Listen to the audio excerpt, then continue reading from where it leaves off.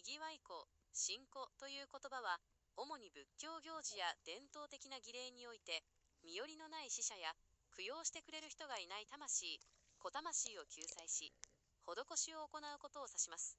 言葉の構成を分解すると分かりやすくなります。にぎわい、神、にぎわう、施す、恵みを与える。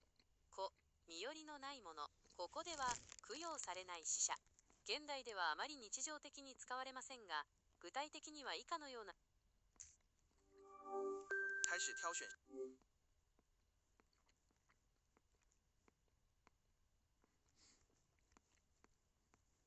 文脈で登場します。1、剣道戦に供養。最も一般的な例は、お盆の時期などに行われる毛書き絵です。自分の先祖だけでなく、無縁仏、無縁仏や飢えに苦しむガキ道に落ちた魂に食べ物や飲み物を備え、お経を捧げる行為をにぎわい子と呼びます。2、社会的な救済、歴史的背景。歴史的な用語としては、亡くなった人だけでなく、身寄りのない困窮者や孤児に物資を分け与えることを指す場合もありました。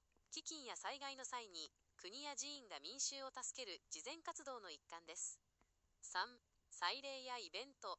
地域によっては、伝統的なお祭りの行事の中に、にぎわい子という名前がついた儀式が残っていることがあります。これは、その土地に眠る無名の魂を鎮め、災いが起きないように願う意味が込められています。